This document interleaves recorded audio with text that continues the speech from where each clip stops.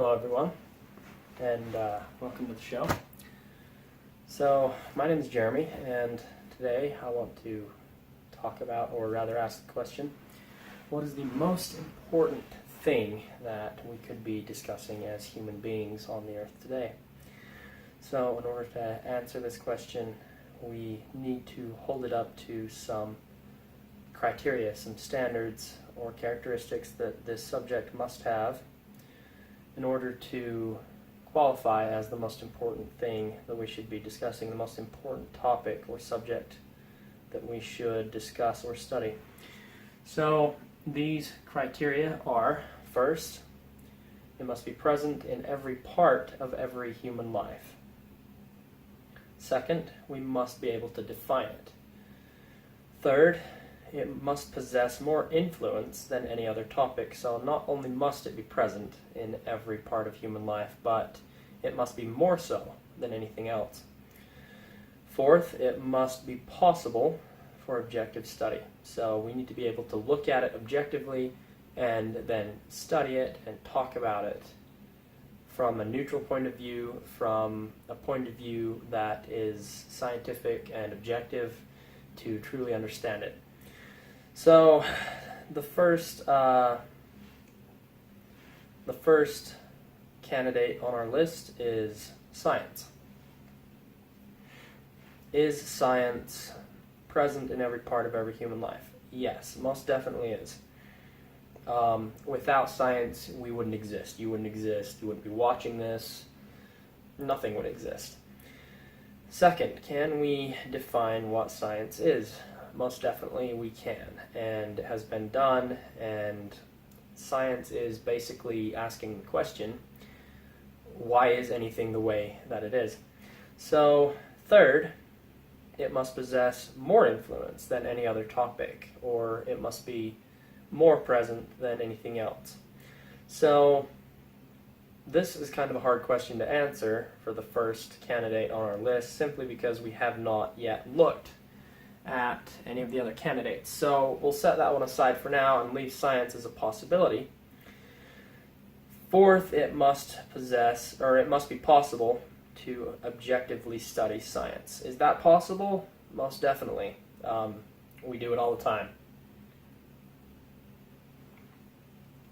So science is a good possibility.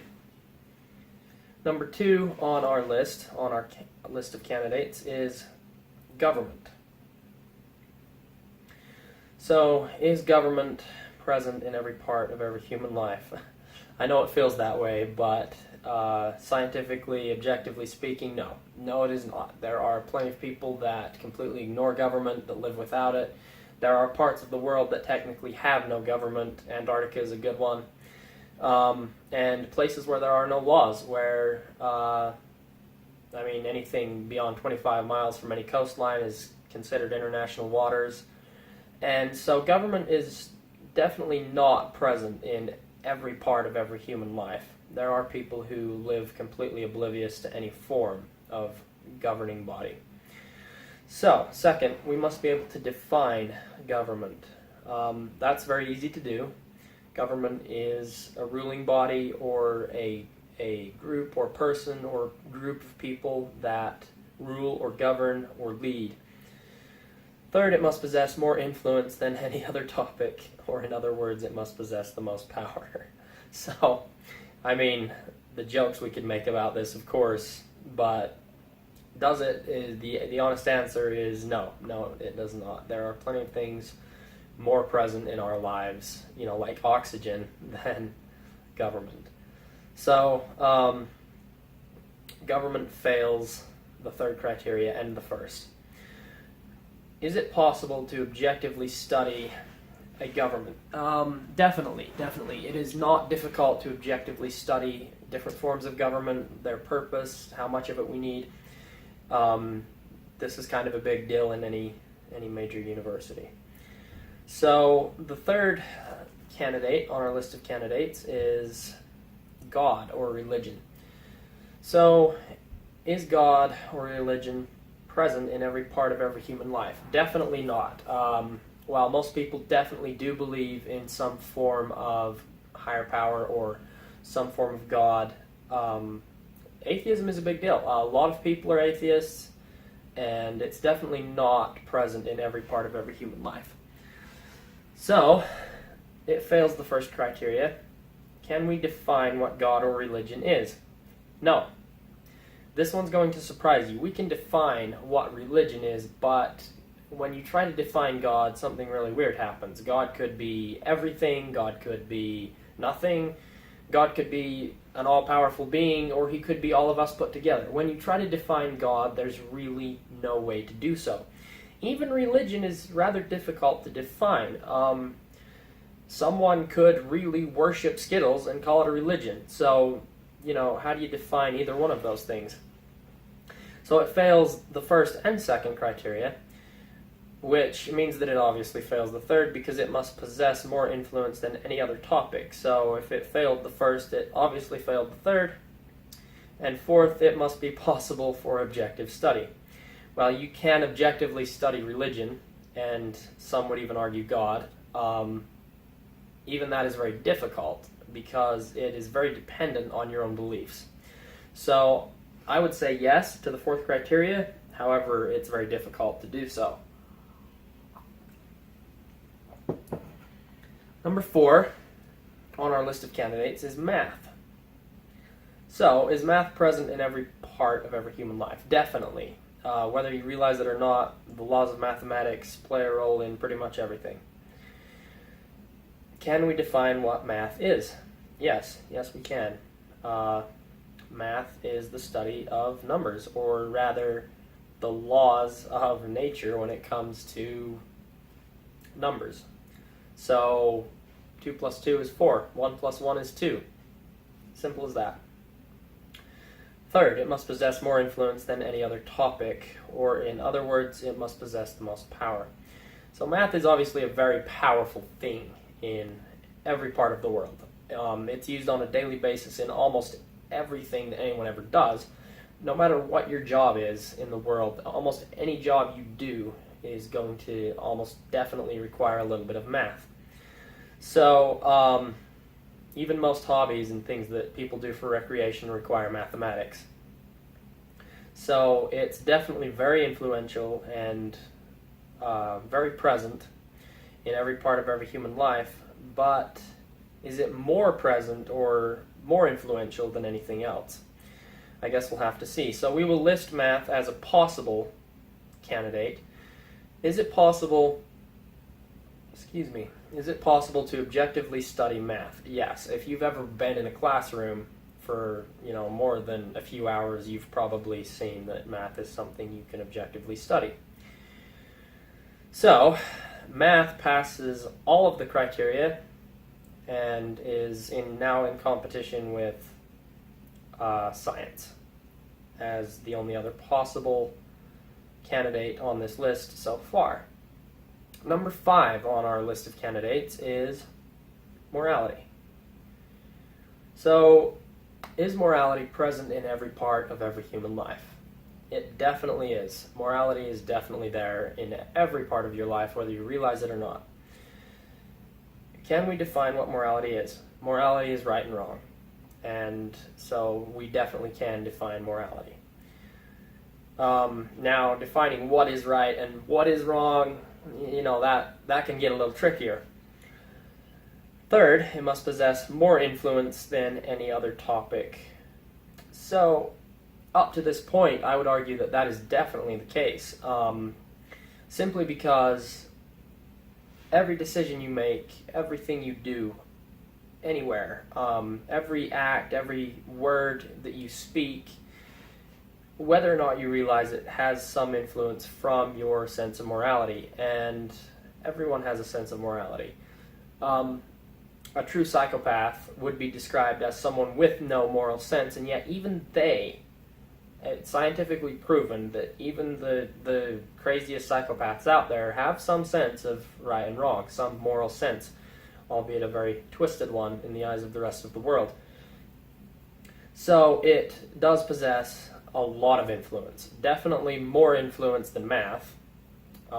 You might hate math, you might not want to even know one thing about math, but that is not going to prevent you from having a moral sense. No matter how much you hate your own moral sense, it's still there. There are some things you will never do simply because you know they are wrong, and you would never allow yourself to stoop to that level. And everyone's like this. I mean, I know, a lot of people would say that there are people with no moral sense, but it's simply not true. And you can't ignore it, no matter how much you want. And science is the same thing. You can completely ignore science if you want to.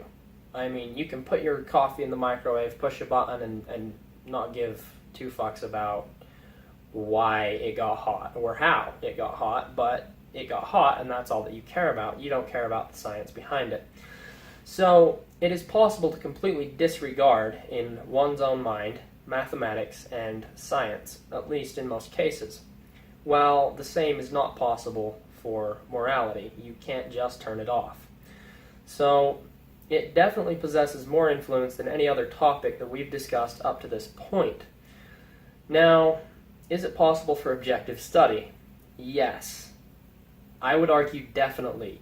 The way you objectively study morality is through science. Now, you use common sense, common reason, and the laws of physics to define what is morally right and wrong.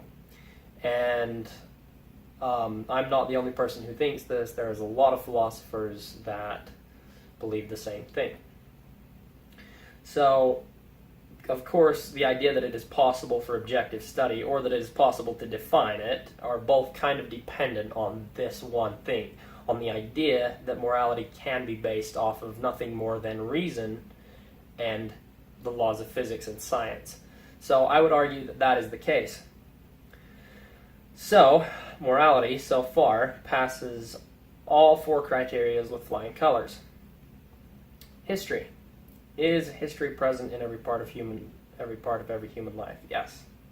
Yes, it is, because if you are alive now, it means that there is a reason that you came to be. So you have a history, you have a family history, a genetic history. The world around you that you live in has a history. It's there. Can we define what history is? Yes, history is the past. History is what came before now. It must possess more influence than any other topic, or in other words, it must possess the most power. This is a kind of a tough one, but I would argue that it doesn't, simply because quantum physics tells us that free will is fundamentally there, that you are capable of making a decision not based upon your past experiences. Now, admittedly, your past will always have an influence on your decisions and on your present, but it doesn't necessarily define it. So, history does not possess more influence than any other topic. Is it possible for objective study? Yes. Yes, it is. So, history passes all but the third criteria, which means that it still fails. So, number 7 on our list of candidates is consciousness. Is consciousness present in every part of every human life? Yes. Yes, it is. I mean, obviously, if you're watching this video and you're hearing my voice and seeing my face, you're conscious. And, I mean, I guess the only way a human could live without being conscious is if they were born in a coma and then lived their whole life and died in a coma, which would probably make them a very interesting study for scientists who study consciousness. So, is it present in every human life? Yes. Second, can we define what consciousness is? Yes, we can, even though we maybe have not yet. But we can do so. It should be possible. I see no reason why we won't be able to define what consciousness is in the future. It just doesn't seem to have been done very well yet. Third, it must possess more influence than any other topic. So,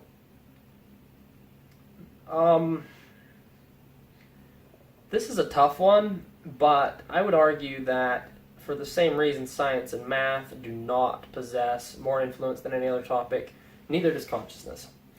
Now, while consciousness might be the other side of morality, or vice versa, there are still a lot of people, most people in fact, on this world do not really care very much about why information works the way it does once it enters their brain. They don't care why they're seeing this video. Most of them won't care why they're hearing sound or why they smell, feel. So they don't really care about how information works in their own mind. And because of this one thing alone, it possesses less influence than morality in my mind, although an argument could be made that morality and consciousness are part of the same thing, and that's definitely possible. So, is it possible for objective study?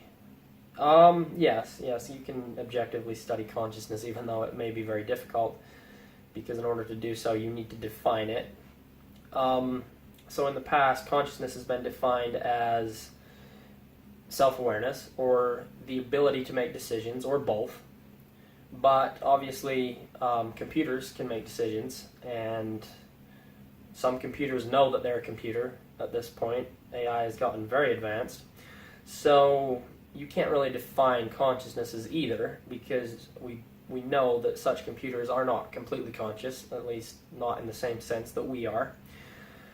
So I would say that consciousness is the closest one. However, we're going to go with morality in this case simply because everyone is aware of it. Everyone in the world, from the day they were old enough to know anything and remember anything, knows some form of morality. It's there in your mind. So, in our next video, we will discuss why morality is important, why it is the most important thing we could be discussing, and also why we really need to figure out what our moral senses are. This world, the people of Earth need to agree on any moral standard. They need to come up with one moral standard that they agree on and agree to it, if you will. So I think if we can learn to understand the very core concept of morality and why right and wrong is right and wrong and what the forces behind each are, that humanity will never face a bigger question than this, nor will we ever be happier and more at peace with each other than if we answer this question. So we'll get into that in our next video, but for right now, I want to give you an example of how important morality is. Now, I'm not really a religious person. This is the Holy Bible, published by the Church of Jesus Christ of Latter-day Saints. I'm not really a religious person. I would not say I believe everything that's in the Bible. Obviously, it was translated by people, a group of people that didn't have a very good understanding of either language, honestly. And also, it was done by a organization, the Roman Catholic Church, that is famous for corruption and could have changed literally anything they wanted in the book, and we would never have known.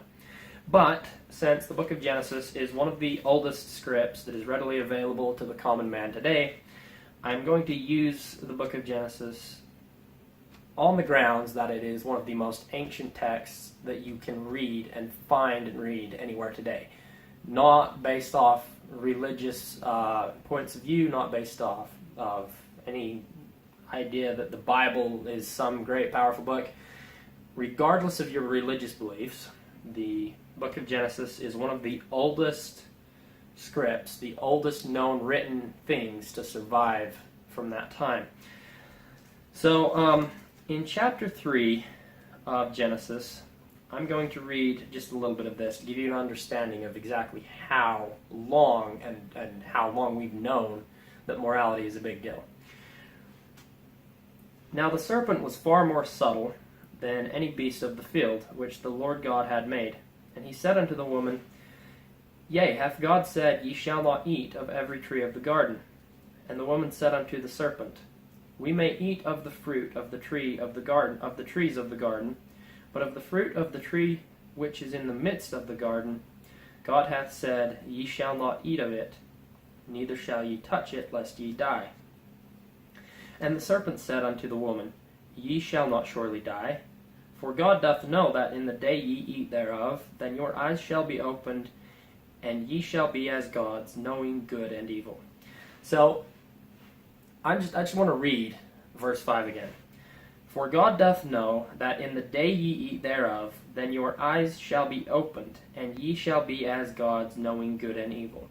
It literally, one of the oldest texts that we can find anywhere on earth that's at least readily available to common people, says, ye shall be as gods, knowing good and evil. It literally says that one of the defining characteristics of a god is of knowing good and evil. Now, that is whether or not gods exist. It's just an idea of how important morality has been. And I'm only using that for an example of how important morality has been going back as long as we have any written history.